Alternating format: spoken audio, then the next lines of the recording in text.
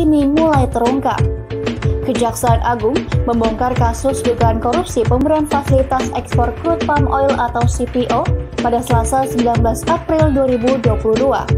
Ada 4 tersangka dalam kasus ini. Yang pertama, pejabat eselon 1 pada Kementerian Perdagangan bernama IWW, Direktur Jenderal Perdagangan Luar Negeri, Kementerian Perdagangan. Dengan perbuatan tersangka telah menerbitkan secara melawan hukum persetujuan ekspor terkait komoditi crude palm oil atau CPO dan produk turunannya kepada Permata Hijau Group,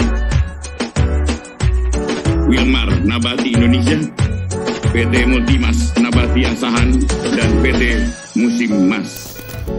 Namun begitu, penetapan tersangka ini pun seolah menjadi ironi. Pasalnya, dalam rapat kerja bersama Komisi 6 DPR RI pada Kamis 17 Maret 2022, Menteri Perdagangan Muhammad Lutfi berjanji akan mengungkap tersangka mafia minyak goreng. Janji tersebut disampaikan Lutfi setelah mendapat bisikan dari Indra Sari yang kini ditetapkan sebagai tersangka. Jadi Pak Ketua, saya baru dikasih tahu oleh Pak Dirjen Perdagangan Luar Negeri, hari Senin sudah ada calon TSK-nya.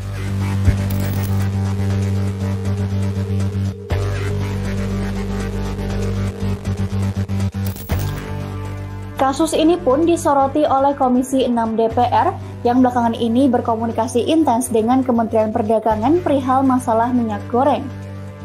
Dalam rapat yang digelar pada 30 Maret 2022, anggota Komisi 6 DPR Subardi mengatakan seluruh fraksi mempersoalkan tata kelola minyak goreng yang masih berantakan. Begitu pula dengan persoalan ekspor CPO yang dianggap memiliki banyak celah untuk dikendalikan.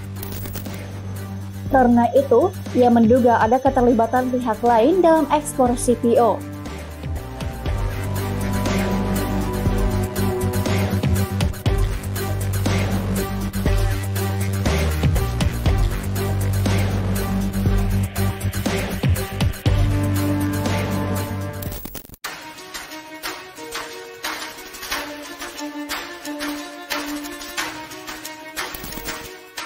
Terkait penetapan Dirjen Perdagangan Luar Negeri sebagai tersangka, Muhammad Lutfi pun menyatakan siap memberikan informasi terkait kasus. Lutfi menyebutkan Kementerian Perdagangan mendukung penuh proses hukum yang tengah dilakukan oleh Kejaksaan Agung. Menurut dia, tindakan korupsi dan penyalahgunaan wewenang telah merugikan negara dan masyarakat.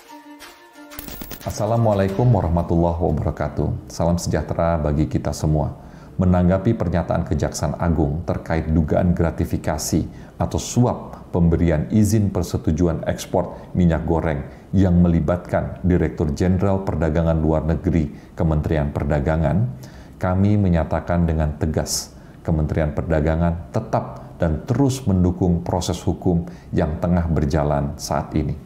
Kementerian Perdagangan juga siap memberikan informasi yang diperlukan dalam proses penegakan hukum.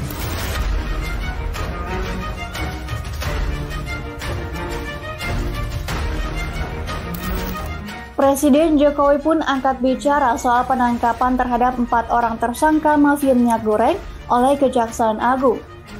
Ia menyebut kebijakan pemberlakuan harga eceran tertinggi atau HET minyak goreng curah pelaksanaannya belum maksimal di lapangan.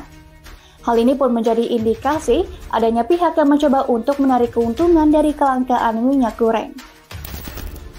Oleh karena itu, ia mendukung upaya kejaksaan membongkar mafia yang menyebabkan minyak goreng langka dan mahal di masyarakat. Kita lihat sudah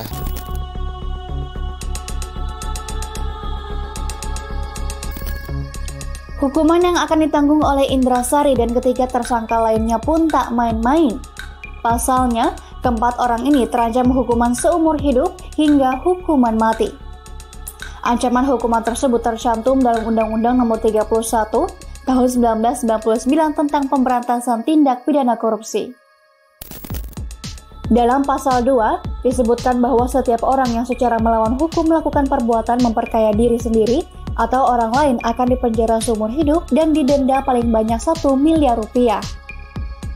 Sementara terhadap pelaku tindak pidana korupsi yang dilakukan dalam keadaan tertentu dapat dijatuhi pidana mati.